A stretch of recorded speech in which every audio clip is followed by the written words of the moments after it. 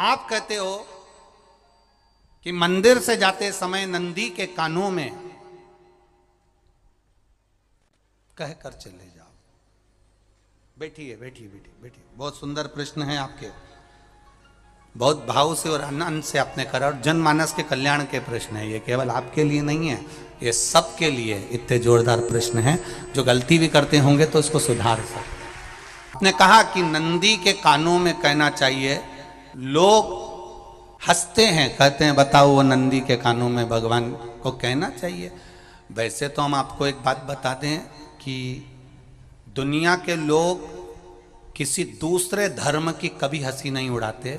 दुनिया के लोगों को दूसरे का धर्म अच्छा लगता है। दुनिया के लोग सबसे ज्यादा हंसी उड़ाते हैं तो हमारे सनातन धर्म की ही उड़ाते हैं, और जी खुद उड़ाते हैं, दूसरा उड़ाने वाला नहीं होता। दूर के ढोल हमें समझ में आते हैं, उसका धर्म हमें समझ में आ गया, उनके क्या है ऐसा है, आओ कुछ नहीं, उनके धर्म में ऐसा है, कितना आनंद हमें दूसरे के धर्म में लग रहा है, और हमारा सनातन धर्म हमको बुरा लगता है। हमारे सनातन धर्म हमें बुरा लगने लगा। अरे भाई, लोग कहते हैं कि नंदी के कान में कहते हो, ये कोई हमारे पुराणों में या शास्त्रों में लिखा है? भगवती बहन साहू, आपको धन्यवाद देना चाहूंगा और एक बात कहना चाहूंगा। जितनी भी शिव महापुराण के अंतर्गत चाहे उपाय जो बताए जाते हैं कि बेलपत्री ऐसे चढ़ाना, काली मिर्च ऐसे चढ़ाना, चावल ऐसे चढ़ाना, धतूरा का क्या महत्व है, शमी के पत्ते का क्या महत्व है, बेलपत्री के पत्ते का क्या महत्व है, ये जितनी भी बातें बताई जाती हैं ये सब पुराण के अंतर्गत से बताई जाती है। अब दुनिया के लोग इसको चाहे टोटका कह दें, चाहे दुनिया के लोग इसे टोना कह दें, पर पुराण से हटकर कुछ नहीं। और आप लोगों को अगर बोला है कि नंदी के कान में कहकर भगवान शंकर के मन में बात पहुंचे, तो ये क्यों कहा, तो ये भी हमारी शिव महापुराण में लिखा है, जलंधर के चरित्र में। कोई आपसे कहे कि नंदी के कान में बोलने से क्या होता है, ये जलंधर का चरित्र कह रहा है। मां पार्वती जी का हस्त कमल पकड़कर जलंधर लेकर जाने लगा।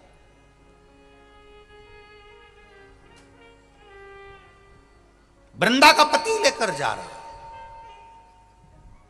वृंदा तो भगवान की भक्ति में लीन रहती थी, उसको तो जलंधर को सबसे ज्यादा तकलीफ थी नारायण से, पर शिव के पास आ गया, क्योंकि ईर्षा प्रवृत्ति अभी कथा में कहा, कोई कोई ऐसा होता है जिसको तुमसे बेर नहीं होता तो भी अंदर से ईर्षा जाग जाती है। कोई कोई ऐसा होगा जिसको अंदर से ईर्षा जागती है, अपने आप अंदर से ईर्षा जागती है, उसका कोई बेर नहीं, और ईर्षा जाग गई, भीतर से ईर्षा जाग।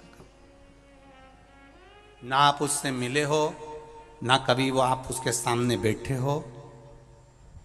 कई लोग किसी ना किसी की बुराई करते हैं तो हम लोग पूछ भी लेते हैं, क्यों साहब उनसे मिलकर आए हो क्या तुम? कभी नहीं मिल किया है, कभी उनका सामना हुआ नहीं हुआ, तो फिर बुराई क्यों कर रहा? एक ने कर दी थी इसलिए हमारे ध्यान में था तो हमने भी कर दी। लो, वो कुआं में डूब के मरेगा तो तू भी मरेगा का? नहीं।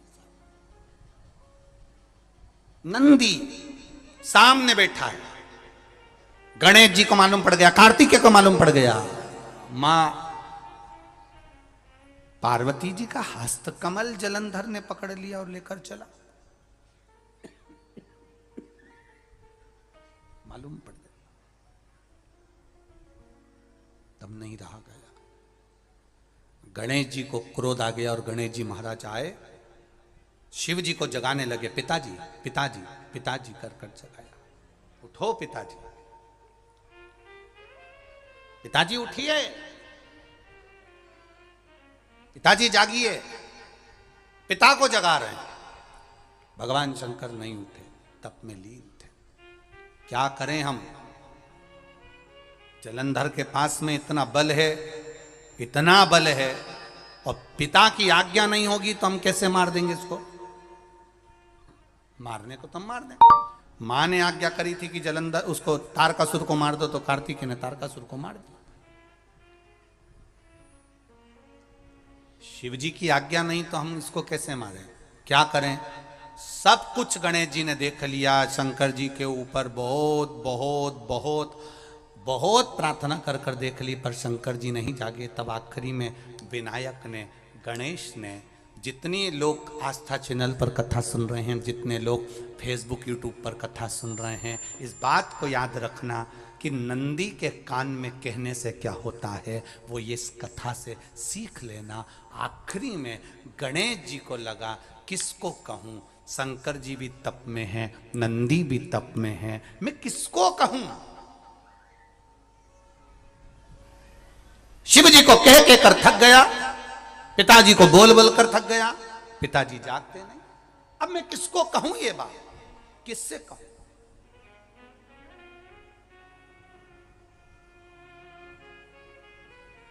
विनायक गए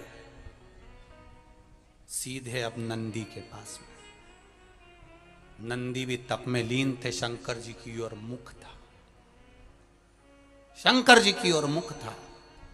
गए और जाकर तुरंत विनायक ने नंदी के कानों में जाकर कहा, नंदीश्वर, मैया का हाथ पकड़कर जलंधर लेकर जा रहा है, पिताजी तप में लीन है, कृपा करिए ना। बस केवल नंदी के कान में कहा, गणेश जी दूर हट गए। नंदी के कान में कहा, शंकर जी के नेत्र खुल गए, शिव जी के नेत्र खुले। ध्यान देना जरा, इस शिव महापुराण की, आशुतोष शिव महापुराण की कथा, जो कथा यहां कही जा रही है, यह कथा पहले के चरित्रों में सुनने को नहीं मिली होगी। जरा ध्यान देना इस संवाद पर, जितने लोग आस्था चैनल पर, जितने फेसबुक यूट्यूब पर सुन रहे हैं। सनातन धर्म की हंसी उड़ाने वाले कह देते हैं नंदी के कान में कहने से क्या होता है, नंदी के सामने जाकर बोलने से क्या होता है, नंदी के पास बैठकर बोलने से क्या होता है, नंदी के पास बैठकर शंकर जी का मात्र दीदार करने से क्या होता है, दर्शन करने से क्या होता है। वो अच्छे से समझ लेना, जो लोग सनातन धर्म पर उंगलियां उठाते हैं, वो अच्छे से समझ लें इस बात को।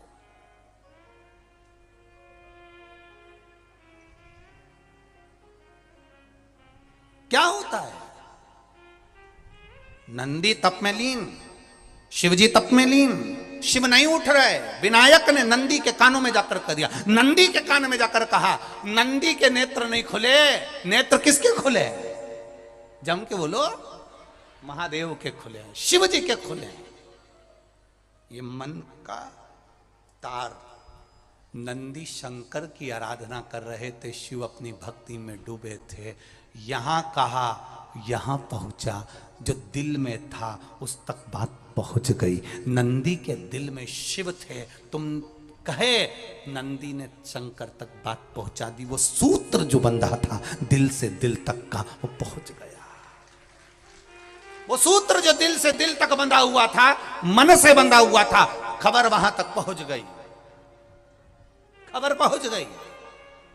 लुटाइए, ये मौका मिला है आनंद का, दिल से प्रेम लुटाओ। नंदी से कहा, नंदी ने देवादिदेव महादेव से नहीं कहा, केवल नंदी आंख बंद कर कर बैठे थे। कहते से ही भगवान गणेश के शब्द शिव जी तक पहुंच गए, शिव जी के नेत्र खुल गए और उन्होंने जलंधर के पास पहुंचकर पार्वती जी का हस्त कमल छुड़वाया। जरा विचार करिएगा, आप नंदी से कहते हो मेरे महादेव तक बात पहुंच जाती है, आपको केवल नंदी से प्रेम से कहना है, नंदीश्वर मेरे बाबा, ए मेरे बाबा, आप रोज शिव जी को लेकर भ्रमण पर निकलते हो, मुझे बहुत दुख है, आप मेरे दुख को मिटाने के लिए मेरे दरवाजे पर क्यों नहीं आते? नंदीश्वर से कहा, शिव जी तक बात पहुंच जाएगी, शंकर के नेत्र आपके लिए खुल जाएंगे और महादेव आपके यहां खड़ा मिलेगा, मेरा महादेव आपके पास में खड़ा मिलेगा। आशुतोष शिव महापुराण की कथा कहती है, लोग कहते हैं नंदी को कहने से क्या होता है, ये शिव पुराण कह रही है, कहा वहां तक पहुंचा, दिल से दिल का कांटेक्ट। हम कई बार कहे आपको, आप लोगों ने सुना होगा शिव महापुराण में कि बहुत दुख हो जिंदगी का, बहुत दुख तकलीफ, जैसे वो बहन ने लिखा, मेरे कर्जे में लदालूम हो गई, तकलीफ बढ़ गई, शरीर का रोग था, 15-20 साल हो गए, आराम नहीं, बेटे भी व्यसन में डूबने लगे क्योंकि कर्जा बढ़ गया, टेंशन में रहेगा आदमी तो गलत संगत की ओर चला जाता। व्यसन में आदमी पड़ने लगा, केवल टेंशन के चक्कर में। और आखिरी में हुआ क्या? शिव तत्व को जाना। आपसे भी निवेदन है, जब दुख की घड़ी अपार हो, समस्या बड़ी हो, बहुत तकलीफ हो, बहुत कष्ट हो, एक लोटा जल जब महादेव को चढ़ाने के लिए जाओ, चढ़ाकर 2 क्षण मंदिर के अंदर नंदी के पास 2 क्षण बैठकर मेरे महादेव को निहारना। अपने दिल की बात उसके पास में बैठकर नहीं भी कहोगे ना, तो नंदी के पास मात्र बैठ भी गए, उस नंदीश्वर के पास मात्र बैठ गए, तो वो तुम्हारे दिल की बात समझ जाएगा।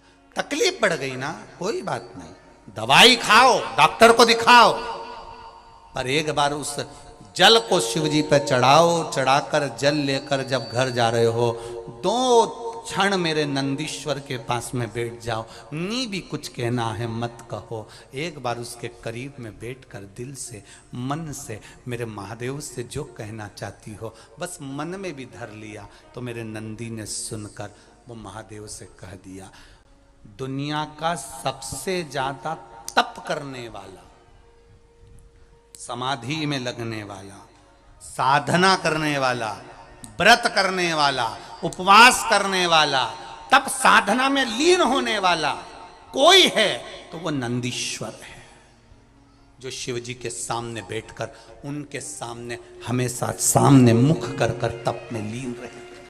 कितने लोग हैं जो भगवान नंदी के कानों में कुछ कहकर आते हैं? बोले हो कभी? सीधे बोल देते हो क्या जाकर? नंदी के कानों में कहने का भी एक तरीका है, आप लोगों को मालूम होगा वो तरीका? नहीं मालूम? ये बेलपत्री की जो डंडी रहती है ना, बीच का जो भाग है, ध्यान दिए ना जरा सा, ये बीच की जो डंडी है, फिर से देखिए, बेलपत्री के 2 पत्ते और उसके पास में जो बीच की जो डंडी का भाग, पास में जो बीच की जो डंडी का भाग है, दिख रहा है आप लोगों को? ये 2 डंडी, ये बीच की 2 पत्ती और उसके बीच में जो 2 डंडी का भाग, आप लोगों को मालूम होगा वो तरीका? नहीं मालूम? ये बेलपत्री की जो डंडी रहती है ना, बीच का जो भाग है, ध्यान दिए ना जरा सा, ये बीच की जो डंडी है, फिर से देखिए, बेलपत्री के 2 पत्ते और उसके पास में जो बीच की जो डंडी का भाग है, दिख रहा है आप लोगों को? ये 2 डंडी, ये बीच की 2 पत्ती और उसके बीच में जो 2 डंडी का भाग होता है।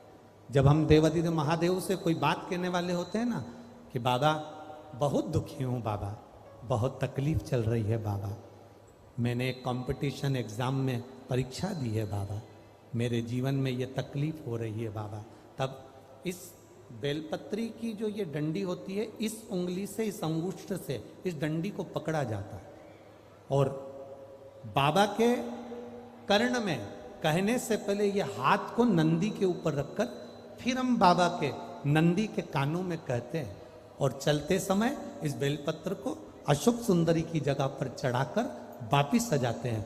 देव अधिदेव महादेव को पार्वती की बात मानना ही पड़ती है और वो कहना ही पड़ता है। ये बेलपत्र की महत्व है।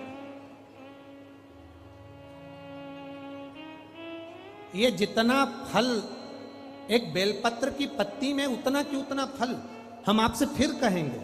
कभी मौका मिल जाए जिंदगी में, कभी तुम्हारे जीवन में अगर मौका मिले और कहीं बेलपत्री का वृक्ष मिल जाए जिसकी छांव तुम्हारे ऊपर पड़ रही हो, तुम्हारे ऊपर अगर बेलपत्री की छांव पड़ रही हो, उसके नीचे बैठकर कभी मौका मिले, एक बेलपत्री का पत्ता मात्र रखकर आप शिव जी का नाम लेकर जल भी अगर समर्पित कर रहे हो ना, तो वो 12 ज्योतिर्लिंग को जल चढ़ाने के बराबर फल प्रदान कर। एक बेलपत्री का पत्ता, एक बेलपत्री का वृक्ष, एक बेलपत्री के वृक्ष की छांव हमारे जीवन को कृतार्थ कर देती है, धन्य कर देती है, कृतार्थ। तो जिस जगह पर नंदी मेरे मंदिर के बाहर बैठा रहेगा,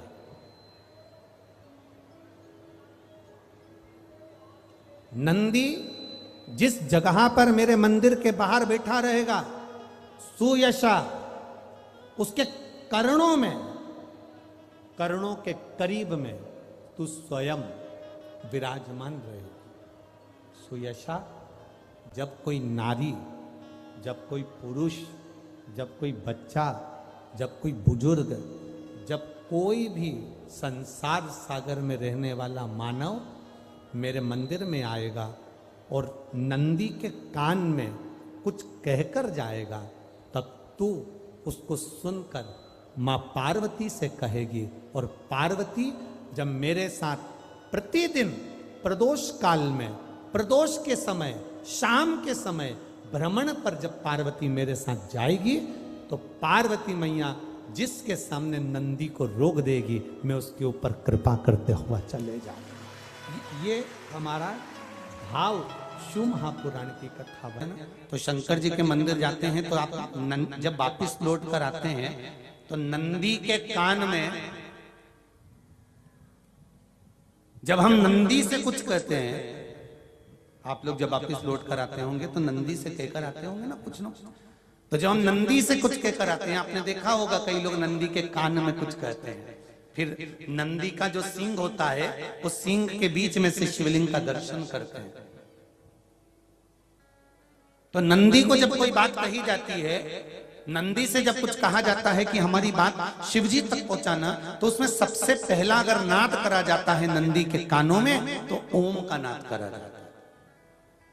आप सीधे जाकर अगर कहेंगे नंदी को कि हमारी ये बात है, आप वहां तक पहुंचा देना, तो नंदी उस बात को कहे चाहे नहीं कहे, पर जब आप नंदी के कान में ओम कहने के बाद में अपने हृदय की बात कहते हैं, तो जैसे एक पत्र आपने भेजा और पत्र को तुमने लिफाफे के अंदर रख दिया, रखने के बाद में तुमने एड्रेस भी लिख दिया, समझ लेना बहुत अच्छे से।